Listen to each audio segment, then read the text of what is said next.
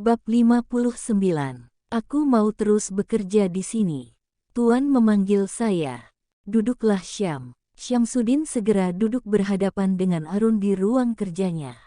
Lihat ini. Arun menunjukkan rekaman CCTV tentang kejadian yang dialami Cira. Aku sudah memecat 2 penjaga itu. Terima kasih Tuan sudah menolong Cira.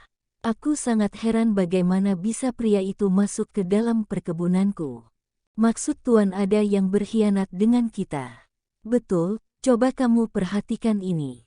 Arun memperbesar gambar pada CCTV. Seorang wanita. Yah, itu Asih, jawab Arun. Dan juga kau lihat ini. Arun memberi tanda. Ini adalah 2 penjaga itu, mereka sedang bersantai seperti membiarkan hal itu terjadi. Tuan benar, oleh sebab itu aku langsung memecat mereka, ucap Arun.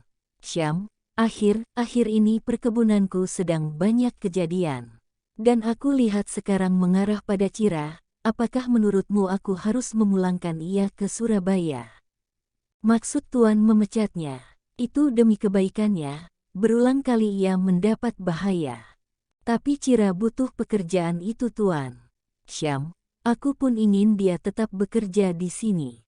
Gio banyak mengalami perubahan setelah melalui pengajarannya. Tapi aku merasa sangat bersalah atas apa yang menimpanya. Aku merasa bersalah pada kedua orang tuanya. Yang seharusnya disalahkan adalah saya Tuan. Sebagai paman saya tidak bisa menjaga keponakan saya. Aku meminta pendapatmu, apa yang harus aku lakukan? Syamsuddin terdiam, ia juga tampak berpikir. Saya akan bicara dengan Cira tentang hal ini. Saya tahu sifat keponakan saya. Ia keras kepala sama seperti Tuan. Jika sudah punya keinginan ia harus mewujudkannya, ucap Syamsuddin. Jika memang dia ingin tetap bekerja di sini dengan segala resikonya, maka kita tidak bisa berbuat apa-apa. Kita harus menghormati keputusannya. Baiklah, kau boleh keluar. Saya permisi Tuan. Syamsuddin keluar dari ruang kerja Arun, tanpa perlu menunggu lama ia segera menuju ke rumah Cira. Saat itu Cira sedang memberi makan kelinci sebelum ia memberikannya pada Gio. Malam ini rencananya ia akan memberikannya. Mereka berempat memiliki rencana mau pesta barbekue bersama. Berapa harga kelincinya? Pak Uwo mengagetkanku saja, ucap Cira menoleh ke belakang. Murah, ini sebagai hadiah untuk Gio karena perkembangannya sangat pesat. Cira kembali memasukkan kelinci ke dalam keranjang. Ada apa Pak Uwo?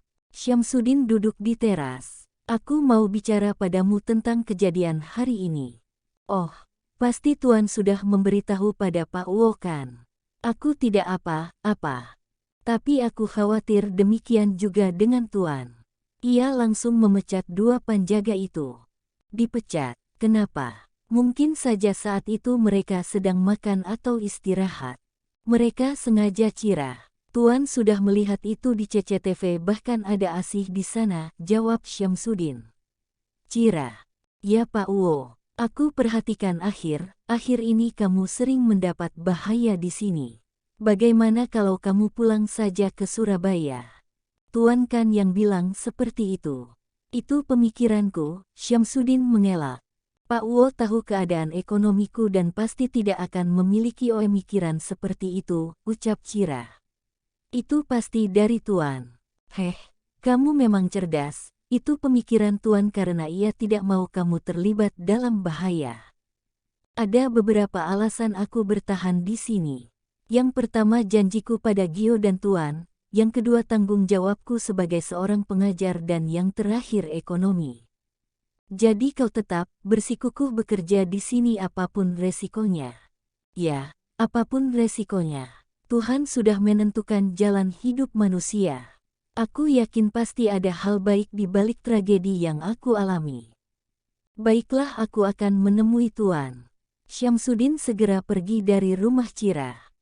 Malam itu Cira sudah mempersiapkan segala sesuatunya, tempat untuk membakar daging, bumbu, minuman dan juga camilan.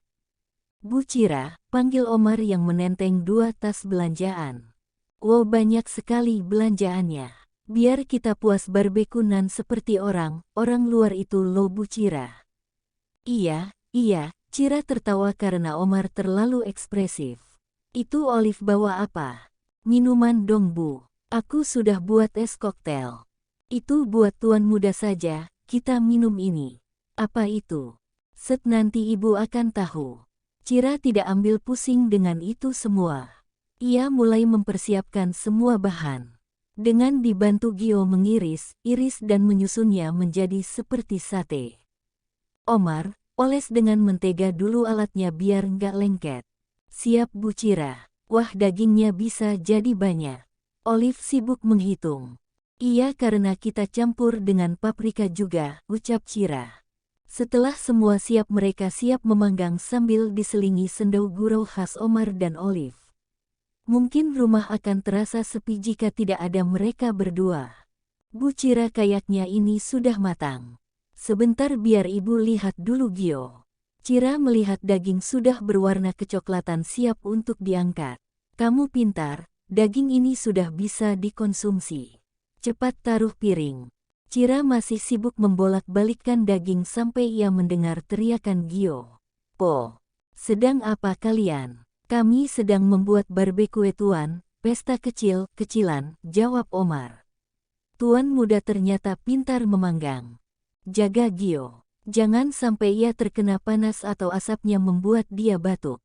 Tenang tuan kita semua sudah mahir, dijamin aman.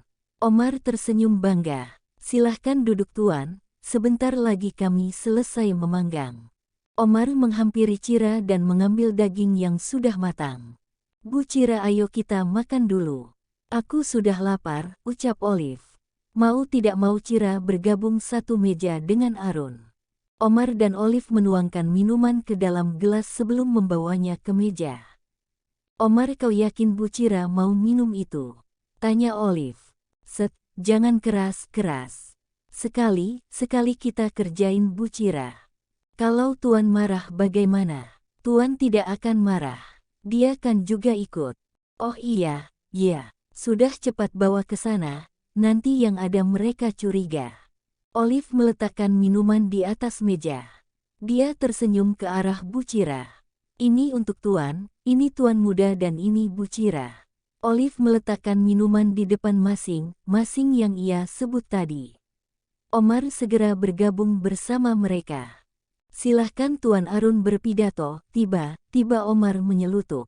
Pidato? Buat apa? Biasanya kalau pesta seperti ini kan ada sambutan dari tuan rumah, silahkan. Arun melirik ke arah Cira sekilas, tampak ia diam saja dan sibuk menata makanan untuk Gio.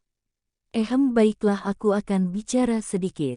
Arun menarik napas. Aku berharap setelah ini kondisi perkebunan kita aman dan tidak terjadi hal-hal yang tidak kita inginkan.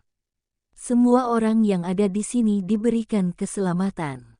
Amin, jawab mereka serempak. Cira mengambil minuman yang tadi sudah diberikan oleh Olive. Ia ingin membasahi kerongkongannya yang entah kenapa tiba-tiba kering. Minuman apa ini? Ucapnya ketika meneguknya. Rasanya asam, manis dan pahit.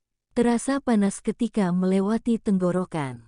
Arun terkejut dengan teriakan Cira.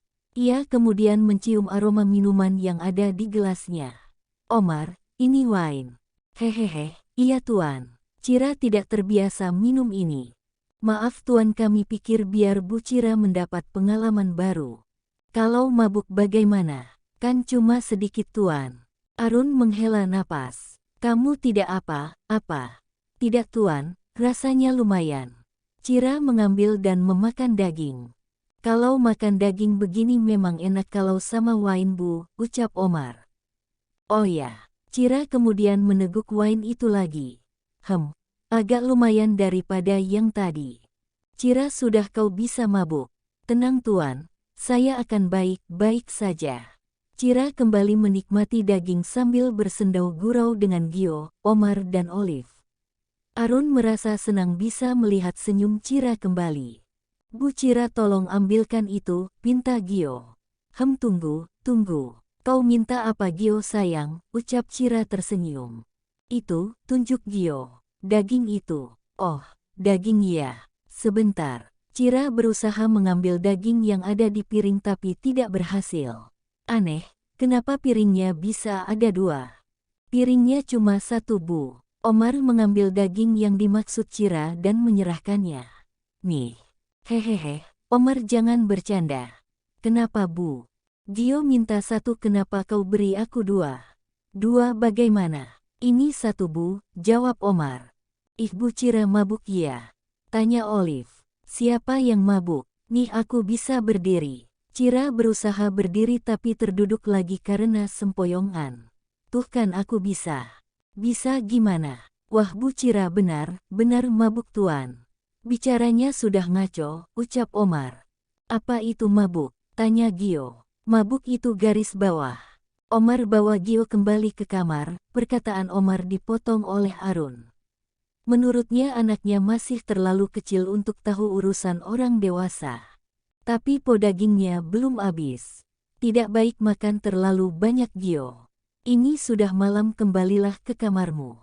Baiklah. Gio agak kecewa. Omar dan Olive membereskan semuanya peralatan kotor. Sudah tinggal saja di situ. Nanti aku bersihkan. Baik Tuan, kalau begitu kami pergi dulu, pamit Omar dan Olive. Tiba Cira berteriak. Tunggu dulu. Kalian mau kemana? Cira mencoba berdiri tapi masih sempoyongan. Wow, aku seperti naik perahu. Kamu mau beristirahat, Bu? Tidak boleh pergi sebelum membawa itu. Apa, Bu? Tanya Gio. Itu, tunjuk Cira lagi. Itu di pojok situ ada kelinci buatmu. Wajah Gio menjadi ceria, ia bergegas menuju tempat yang ditunjukkan oleh Cira. Tapi ia sepertinya harus kecewa. Mana, Bu? Tidak ada. Hah, benarkah? Jangan dicuri, gumamnya ngelantur. Tuan kan yang mencurinya. Hayo ngaku, ucapnya sambil menunjuk Arun tapi tangannya ke arah Omar. Gara kamu, tuh Bu Cira jadi ngaco begini, bisik Olive. Siap kita terima hukuman dari Tuan. Lihat saja raut wajahnya penuh emosi. Sudah diam, aku juga jadi takut, gumam Omar. Arun menghela napas. Ia mengedarkan pandangannya dan menemukan sebuah keranjang. Gio, itu kelincinya di sana, tunjuk Arun. Ambillah, lalu segera istirahat. Baik Po. Omar membantu Gio mengambil kelinci itu dan segera pergi dari rumah Cira. Cira masih tersenyum, senyum sambil berusaha berdiri tegak dengan benar. Ia bernyanyi lagu Kelinciku dengan sangat senang. Arun yang memperhatikan tersenyum melihat tingkahnya yang seperti anak kecil. Arun mendekati Cira dan memegang tangannya. Dia tidak menolakku. Bersambung.